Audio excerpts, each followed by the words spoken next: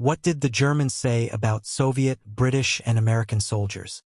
World War II pitted Nazi Germany against a coalition of Allied forces, most prominently the Soviet Union, the United States, and Great Britain.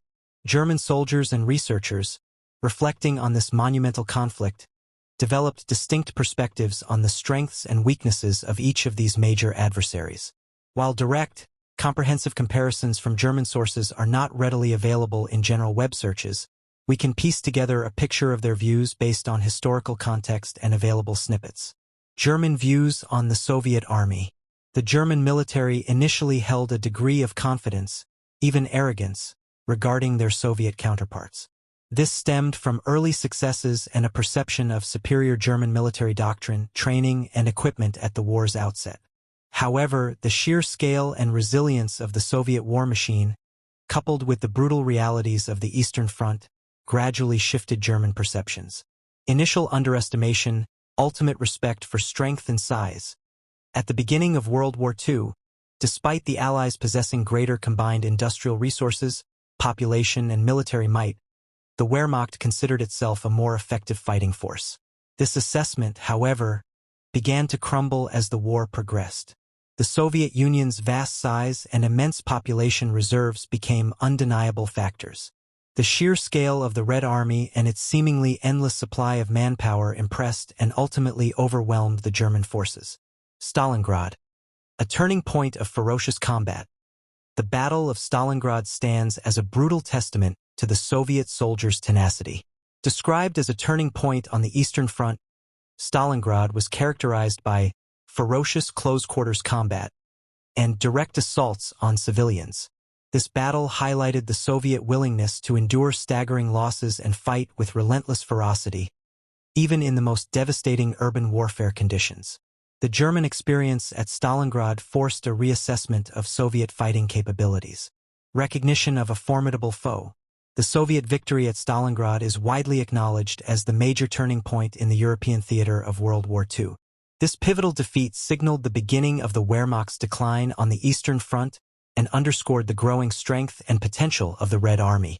German high command could no longer ignore the Soviet Union's capacity to not only endure but also to effectively counter the German war machine. Logistical challenges in the East. German accounts often mention the significant logistical problems encountered on the Eastern Front, including poor roads and extreme weather conditions. While seemingly a logistical observation, this indirectly reveals a German underestimation of the environmental and infrastructural challenges posed by the Soviet Union. The vast distances, harsh climate, and underdeveloped infrastructure of the Soviet territories significantly hampered German advances and supply lines, contributing to the eventual German defeat. This suggests a failure to fully appreciate the operational environment and the Soviet Army's ability to operate within it, even if hampered themselves. German views on the U.S. Army. The United States entered the war later than both Britain and the Soviet Union, but its industrial might and eventual military contribution were immense. German perceptions of the U.S. Army evolved from initial dismissal to a grudging respect for its material strength and the capabilities of its soldiers. Acknowledging American industrial power. The American Army was recognized as part of a powerful military machine. This acknowledgement stemmed from the undeniable industrial capacity of the United States, which allowed it to produce vast quantities of war material and equip its forces with advanced technology. Germans understood that they were facing not just soldiers, but the output of a massive industrial complex. Confidence in equipment and logistics. German observations noted the American soldiers' confidence in their equipment and supply systems. These were perceived as superior to those of their adversaries. This reflects a German awareness of the technological and logistical advantages enjoyed by the U.S. military, contributing to their effectiveness on the battlefield. The consistent flow of supplies and the quality of American weaponry were factors that German soldiers had to contend with. Post-war encounters in occupied Germany. Interestingly, accounts describe German civilians, particularly women, quickly establishing relationships with American soldiers in occupied Germany, despite official prohibitions. While not a direct military assessment, this anecdotal evidence might suggest a German perception of American soldiers as less ideologically driven and perhaps more approachable or humane, compared to soldiers of other occupying armies.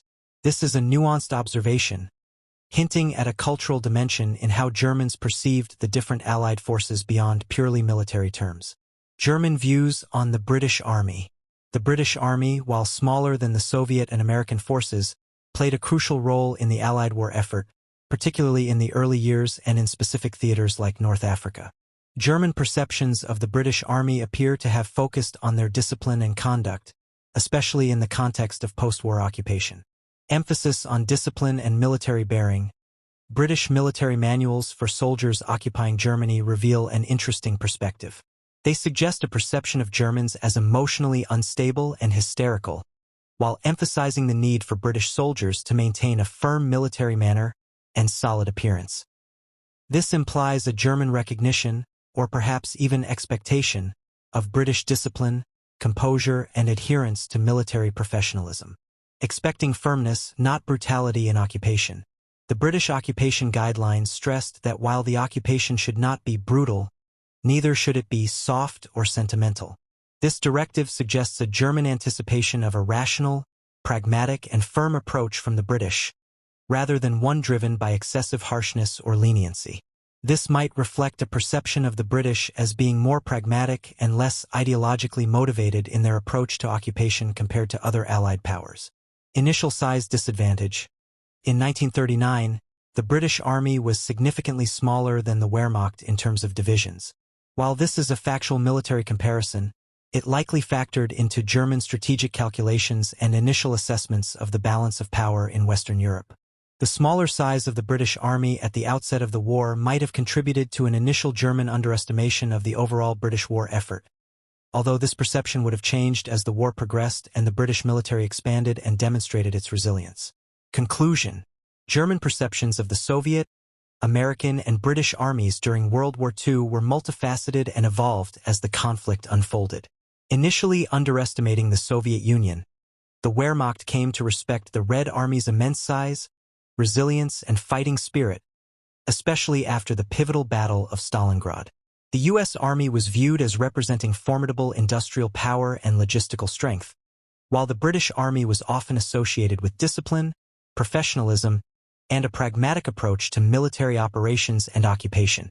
These snippets offer a glimpse into how the German military and, to some extent, German society, viewed the major armies they faced during the Second World War.